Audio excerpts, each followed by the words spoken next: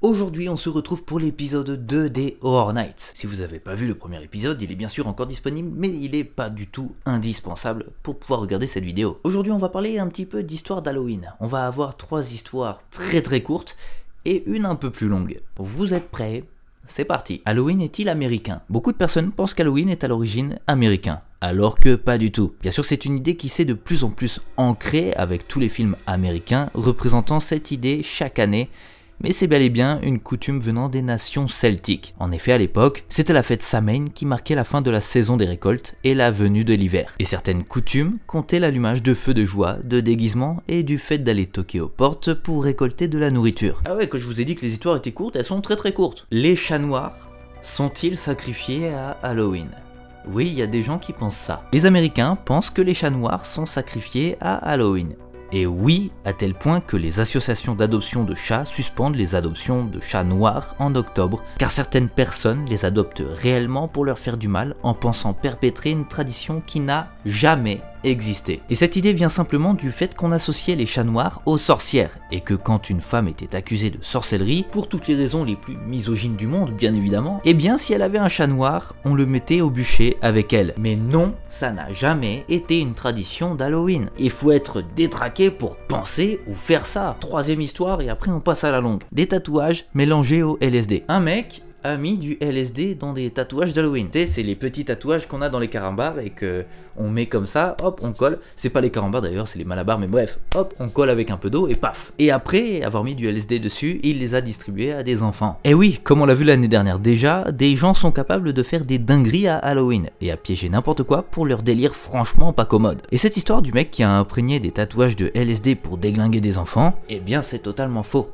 Et heureusement. Plusieurs enquêtes ont été menées à cause de cette rumeur qui prenait de plus en plus d'ampleur dans tout le pays entier. Tout ceci, ça a été pour faire peur aux parents des enfants qui laissaient un peu trop de liberté à leurs gamins le soir d'Halloween. Mais bon, connaissant les humains, on n'est jamais trop à l'abri que ça inspire quelqu'un. Quoique du coup, scientifiquement, je sais pas vraiment si on peut ressentir les effets du LSD simplement avec un contact de la peau. Vous me direz ça dans les commentaires. Et d'ailleurs, me dites pas comment vous savez ça. On passe maintenant à l'histoire longue. Les lanternes d'Halloween sont de base des navets, et pas des citrouilles. Bon, vous savez ce qu'est une citrouille d'Halloween. Mais vous saviez que de base, ce n'est pas une citrouille, mais bien un navet qui est utilisé pour servir de lanterne. Cette chose, aussi particulière qu'elle soit, nous vient directement de l'histoire de Jack O'Lantern, qui est très souvent représenté avec une fucking tête de citrouille. Du coup, dans l'imaginaire collectif, c'est une sorte de fantôme farceur, voire plus machiavélique que ça, avec une tête de citrouille en feu, du coup en lanterne. Et pourtant, on fait un petit retour en arrière pour revenir en Irlande,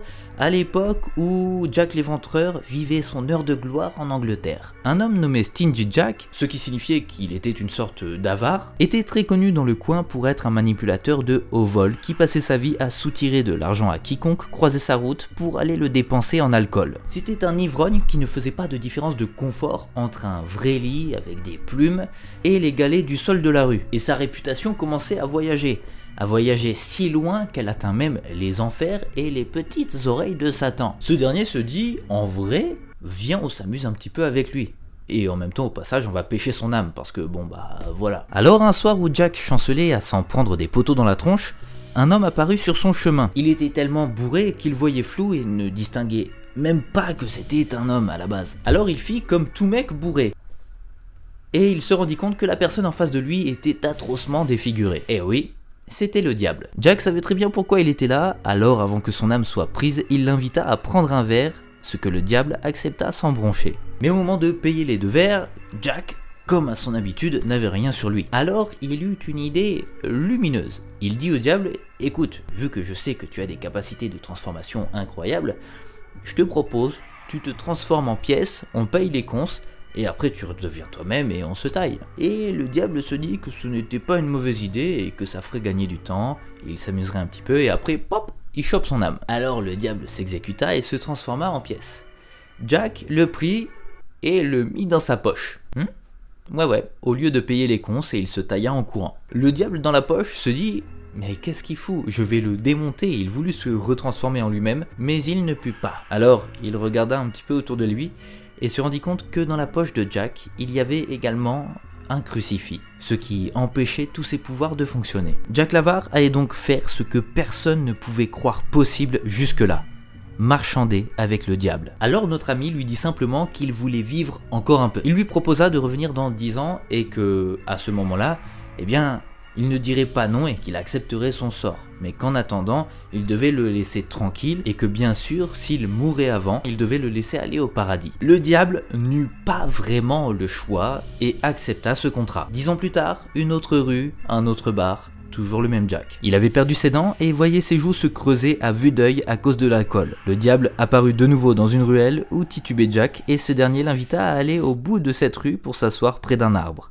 Ils discutaient un petit peu de la vie de Jack et ce qu'il avait vécu durant ces 10 dernières années jusqu'au moment de partir. Mais Jack dit qu'il avait une dernière requête. L'arbre près duquel ils étaient assis était un arbre fruitier. Et Jack demanda simplement au diable: écoute, je veux juste manger un dernier truc avant que tu m'emmènes. Ce dernier lui dit: c'est quoi? Ok. Mais Jack lui fit remarquer qu'il n'était pas forcément en bon état physiquement et qu'il ne pourrait jamais escalader l'arbre pour aller en cueillir les fruits. Le diable décida donc d'y aller de lui-même, un petit peu en faisant la gueule, mais tu sais quoi, après il chope une âme, donc au pire. Et une fois tout en haut de l'arbre pour récupérer un fruit, Jack dessina une autre croix directement sur le tronc de l'arbre. Le diable était de nouveau piégé. Et Jack le malicieux pouvait encore une fois négocier avec lui. Cette fois, il lui dit qu'il voulait simplement que le contrat dure 10 ans de plus et qu'il savait de toute manière qu'après, il ne pourrait pas refuser de partir avec le diable parce que sinon il vivrait une vie où il serait trop détruit par l'alcool et que ça n'en valait pas la peine. Le diable, encore une fois,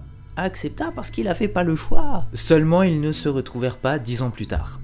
Jack avait succombé justement à l'alcool seulement quelques semaines après ce renouvellement de contrat. Mais les choses ne se passèrent pas vraiment comme il l'avait prévu. Une fois devant les portes du paradis, elles ne s'ouvrirent pas et on lui expliqua qu'il avait été trop mauvais dans sa vie pour y avoir accès, ce qui était quand même plutôt logique. Mais là où les choses ne se passèrent pas comme prévu, c'est qu'il ne pouvait même pas non plus aller en enfer parce qu'il était mort avant les 10 ans prévus dans le contrat. Et l'âme de Jack se retrouva donc contrainte à errer entre les deux mondes, là où les températures n'ont plus de sens et où les ténèbres sont plus lumineuses que le noir le plus profond. Le diable était presque triste du sort de son ami et décida de prendre une des braises de l'enfer, de creuser un navet et de la mettre dedans, afin qu'il puisse être éclairé sur son chemin entre les mondes, sur lequel il était voué à errer pour l'éternité.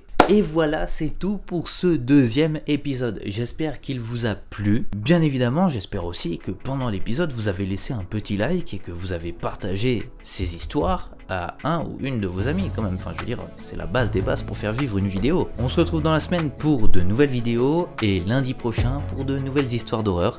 Et écoutez, jusque-là, eh bien, salut.